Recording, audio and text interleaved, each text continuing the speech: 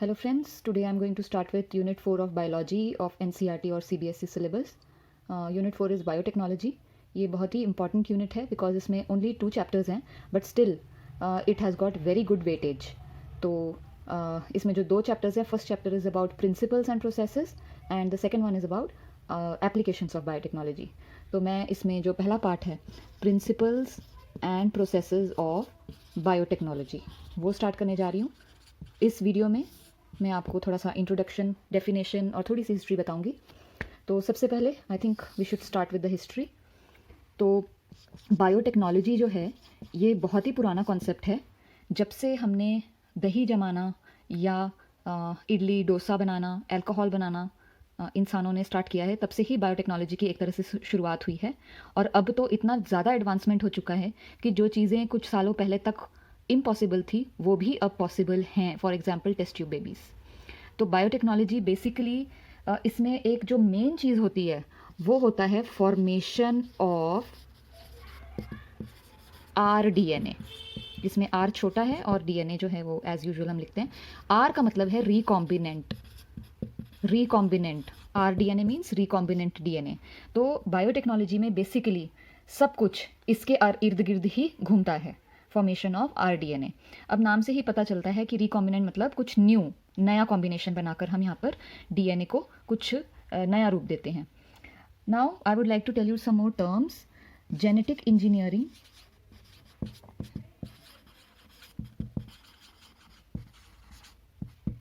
Genetic manipulation,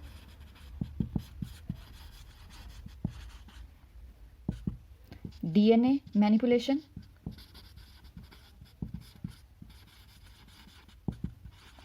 ये सभी जो टर्म्स हैं ये आपको सुनने को मिलेंगे बायोटेक्नोलॉजी में.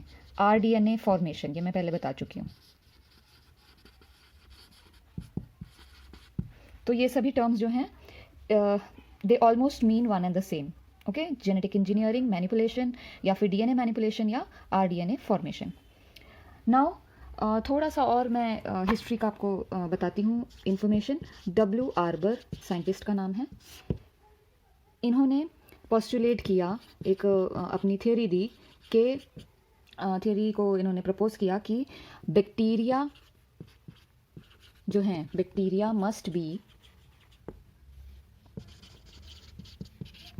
Having some enzymes. कुछ तो एंजाइम्स हैं बैक्टीरिया में which can break viral DNA. तो इनका कहना था कि मुझे लगता है, क्योंकि जस्ट ये पोस्टुलेट था तब, मुझे लगता है बैक्टीरिया में कुछ तो ऐसे एंजाइम्स हैं जो वायरस के डीएनए को कट कर सकते हैं, ब्रेक कर सकते हैं, तोड़ सकते हैं. उसके बाद जो नेक्स्ट मेजर नाम आता है इन्हीं का, आर्बर, नैथन, इनको और सहयोग मिला दूसरे साइंटिस्ट का, and Smith. Arber, Nathan and Smith, इन तीनों ने 1970 में इन्होंने फर्स्ट आइसोलेट किया फर्स्ट रेस्ट्रिक्शन एंडोन्यूक्लिएज को. First restriction endonuclease. ये नाम जो हैं थोड़े, अगर आप फर्स्ट टाइम सुन रहे हैं तो आपको थोड़े अजीब लगेंगे, बट यकीन मानिए अगर आप इसको रिपीटेडली लिखते हैं या रिपीटेडली इसको आप रिवाइज करोगे तो आपको डेफिनेटली ये इजीली लर्न हो जाएंगे. तो रेस्ट्रिक्शन एंडोन्यूक्लिएज एक एंजाइम होती है, एक ग्रुप ऑफ एंजाइम्स होती हैं जिनको सबसे पहले आर्बर, नैथन और स्मिथ ने 1970 में आइसोलेट किया था. ये जो एंजाइम्स होती हैं बैक्टीरिया से बनती हैं. तो जिस बैक्टीरिया को इन्होंने यूज़ किया था उस बैक्टीरिया का नाम है हीमोफिलस पैरा इन्फ्लुएंजी. अब ये जो छोटी छोटी चीज़ें हैं ये बहुत इंपॉर्टेंट हैं from the point of view of 1 mark questions. Correct. तो Haemophilus para influenzae first bacteria था जिसमें से रेस्ट्रिक्शन एंडोन्यूक्लिएज पहली बार आइसोलेट की गई. करेक्ट. अब इसके बाद जो इसका मेन काम था वो क्या था? रेस्ट्रिक्शन एंडोन्यूक्लिएज होती क्या है? ऐसी एंजाइम है विच कैन ब्रेक डीएनए को ये ब्रेक कर सकती है एट स्पेसिफिक साइट्स. वो हम आगे देखेंगे कैसे और कौन से साइट्स पे ब्रेक कर सकती है. तो इतना याद रखिए, रेस्ट्रिक्शन एंडोन्यूक्लिएज एंजाइम्स होती हैं पहली बार इनको आइसोलेट किया गया हीमोफिलस पैराइन्फ्लुएंजाe जो कि एक बैक्टीरिया है उसमें से, करेक्ट। और इनकी खासियत क्या है कि they can break DNA at specific sites. अब मैं आपको बता दूं डेफिनेशन ऑफ जेनेटिक इंजीनियरिंग या biotechnology.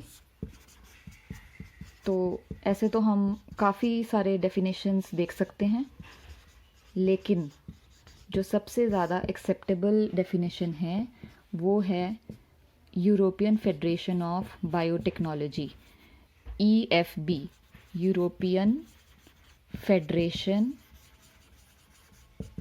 Of biotechnology.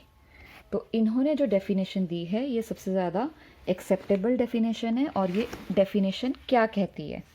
According to this definition, biotechnology is the integrated use of, integrated मतलब सबको मिलाकर, किसको मिलाकर? Biochemistry, microbiology and engineering sciences.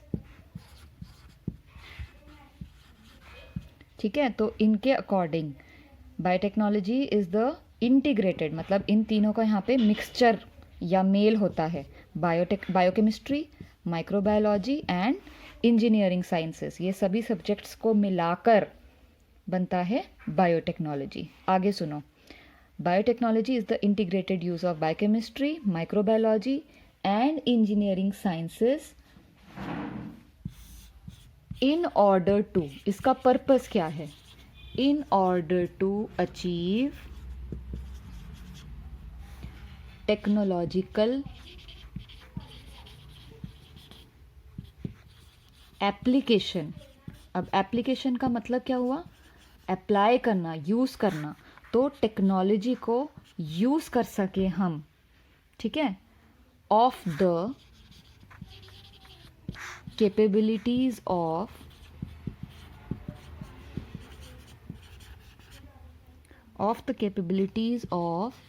microorganism,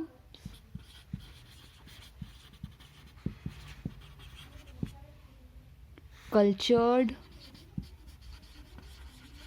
tissues,